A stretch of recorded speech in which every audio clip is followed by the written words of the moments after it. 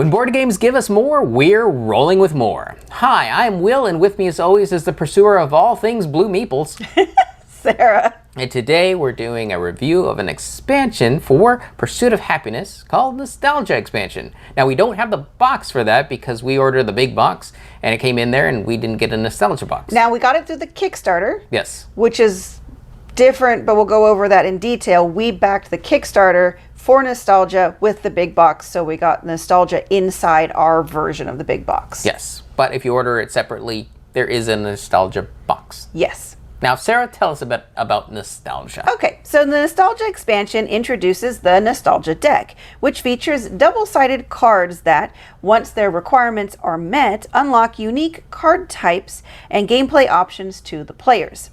These are dealt from the very beginning of the game. These cards will drive players' game choices as they promote planning ahead. There are also Nostalgia boards, as well as more of all the other card types. So let's go a little more in detail on these Nostalgia cards. Each player gets 8 of them at the very beginning of the game. Now you have a Nostalgia board, which you can put 2 on at a time. And there's 2 triggers on them, like there's a passive one, so as Will likes to put it. This tall to ride. Yes. And then there's an active cost that you have to pay. And once you meet both of those, then you take the card off, you get a reward, and you flip it over, put in your normal play area. And then that in-play side could be one of 4 different varieties, but they basically give you more ways to pay things to get things. Yes. So the Nostalgia boards, like we said, hold 2 cards, and they also come with little check mark pieces that go on the card to show when you've met the triggers, so you don't forget that like you've already paid it or you met it, because the passive met just has to happen at least once, even if you lose that requirement. Yeah, you have to just achieve it at some point. Yes. Oh, it does come off, doesn't it? What? The passive? No, it stays on. Once you reach it, yes. Yeah, once you reach it, it stays there. So like, for example, you need 8 money, you got 8 money, did it, now I can spend the money. Yes, exactly. That's why you have the check marks. Yeah. Otherwise, the Nostalgia comes with a variety of all the other card types. Now, for the big box, it does come with a updated combined rules, and this is important to note because they did change some of the gameplay from the original rules. Like now there's a upkeep and some other, the phases changed and how you set up. Yeah, there's also no longer 2-player variant rules. Right. They're pretty much the same rules for all player counts. Right. But then it also mix in all the different, like how kids work, how pets work, so you can get all the different expansion and promo card types. It'll explain how all that works. And it has deluxe pieces, which is really cool. So there's even larger hourglasses and other upgraded pieces from what the base game was. Now, the base game did have shaped cardboard pieces, but these are fully 3-dimensional. Yeah. So they're extremely easy to feel for Right. and manage. Yeah. Now, like we were talking about, the retail version of the big box, as far as I could tell from what it says on the website, is the whole game with all the expansions. Like I said, we backed the Kickstarter, so we got a different thing because we just wanted the Nostalgia and the big box. So since we were a returning customer. right, so we've been backing it since the beginning. But if you go and you buy it, so I think that's kind of going to be a little tricky for those who've been supporting it forever. I don't know if there's a way to just literally get the big box with the upgraded components without the cards. Yeah. But you can always look around, maybe there's an option, and I just didn't see it. 2-player experience. This is one that didn't really change No. how it felt to play the 2-player. No. Okay. Accessibility. This continues to make the game more complex. Extremely so. Because right off the bat, not only are you looking at a whole host of cards, but now it's 8 additional cards that only you are looking at. And they're detailed. There's a lot going on each of those cards, and you have to comprehend them. So it kind of, I don't know, it didn't feel great that now all of a sudden you can't even take a turn for like 5 minutes or so, depending on how long it takes you to read all those cards. Yes. Because you have to figure out how you're going to tackle them because it requires planning ahead. Yes, it's forcing AP on players. At the beginning. If you didn't suffer analysis paralysis, you will now. Yep. So let's talk about what we like and we don't like. These nostalgia cards are technically optional to do. The downside is if one player does them and another player doesn't, there's a lot of points to be had in those nostalgia cards. Yes.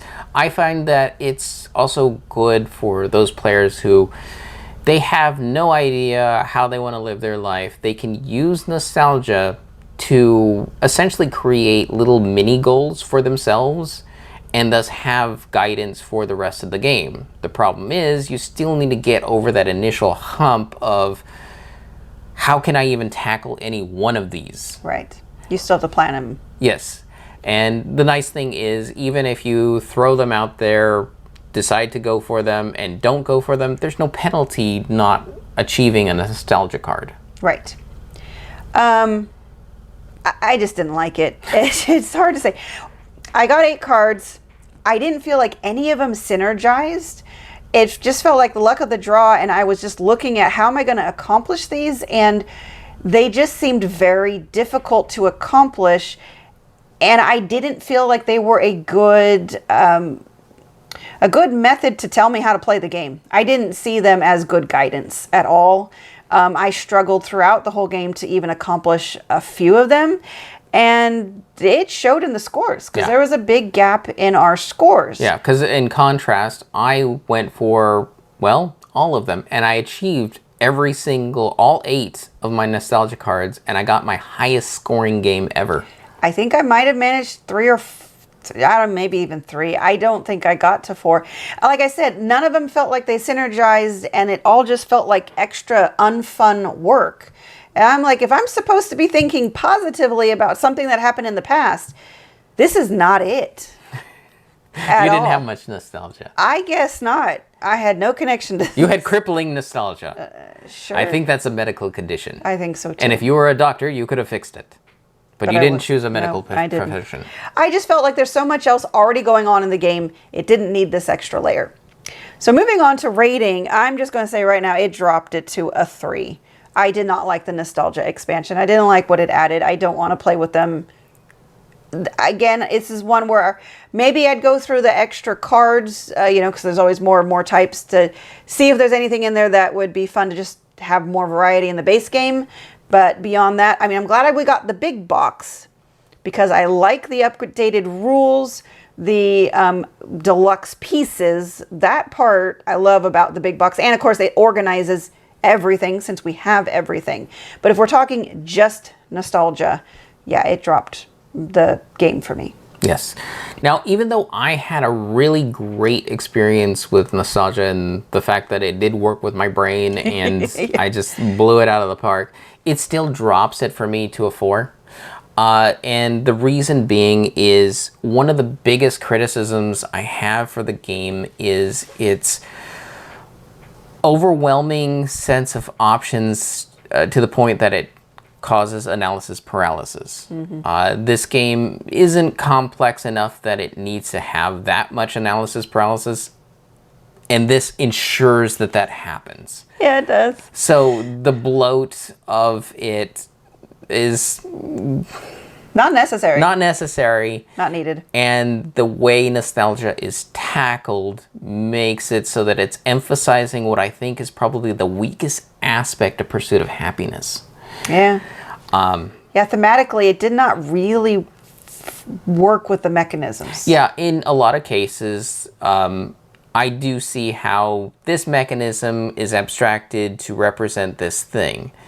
Nostalgia is probably the weakest element I've seen out of all our plays of something in life that wasn't accurately really represented well.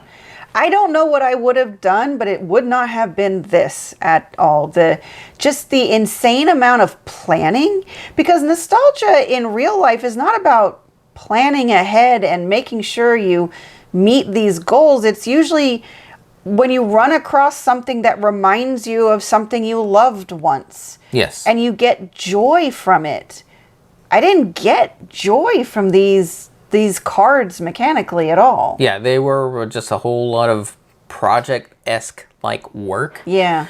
They should have been a lot simpler with smaller benefits. So, for example, maybe a nostalgia card should be like whenever you get an item, Yeah. it's done.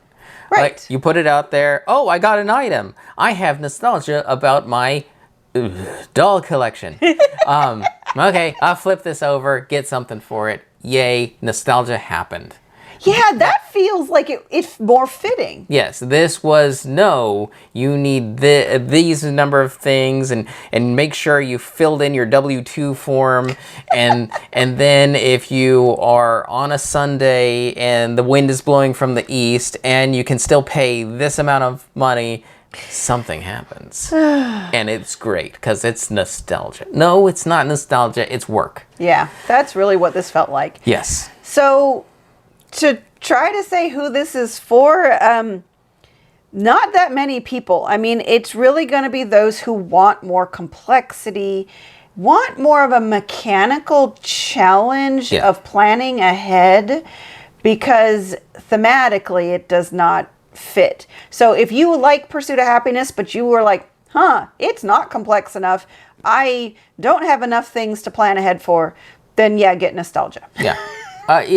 It takes the fun and kind of dials it down and turns up the whole heavy game aspect. Yeah.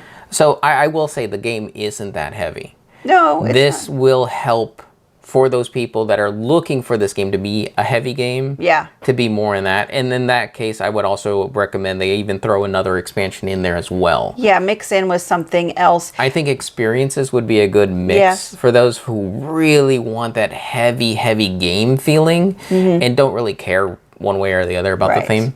Yeah. They just want that mechanical heaviness. Agreed. Yes. So that's who it's for. All right, Sarah. Yeah. Did anything about this game feel nostalgic? I was trying to remember what else it added.